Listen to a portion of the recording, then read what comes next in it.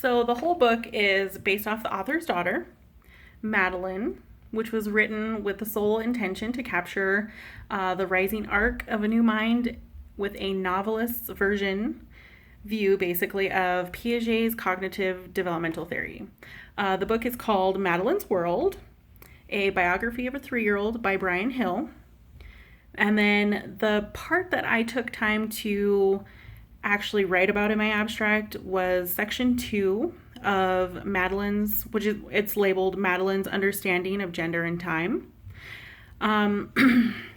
As far as the book is concerned, his whole purpose was to show the cognitive development of his daughter with how she communicates and correlates things in her early stages of development, where basically creating relationships is really crucial. The story I focused on, like I said, is where her language skills are more accentuated on as time goes on, as she gets older, day by day type thing, where she begins to communicate her perceptions on how she perceives time and gender specifically.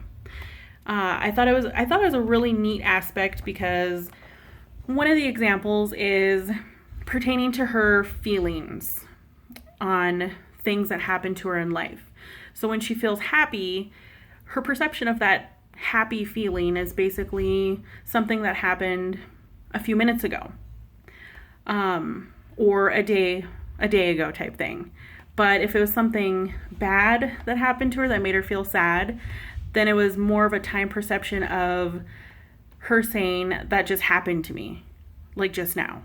So it was kind of cool because there's quite a few examples that pretty much overlook that whole time aspect, that something that happened a month ago, she would say happened today, or something that happened today happened a day ago type thing. So that was kind of cool, the psychology aspect of it. Even though the book was from 1997 or was published in 1997, it still carried a lot of relevance because of Piaget's cognitive developmental theory. Basically,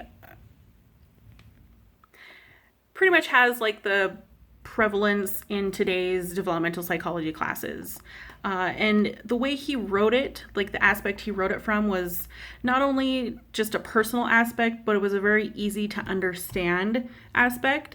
So anybody that knows nothing about psychology or wonders why their child acts the way that they do, or says things the way that they do, this would definitely be a book to check out.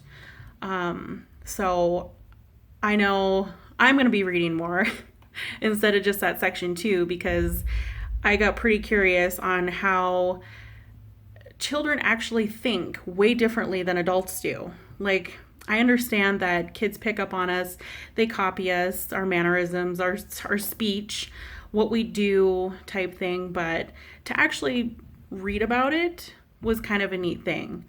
So, one thing I wanted to point out was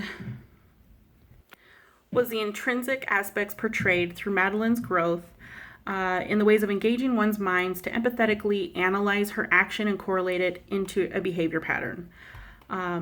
The insight into Madeline's psychosocial stage being mapped out in a very easy to read way made it definitely reader friendly. So if you ever get a chance to check this book out, it's called Madeline's World by Brian Hill.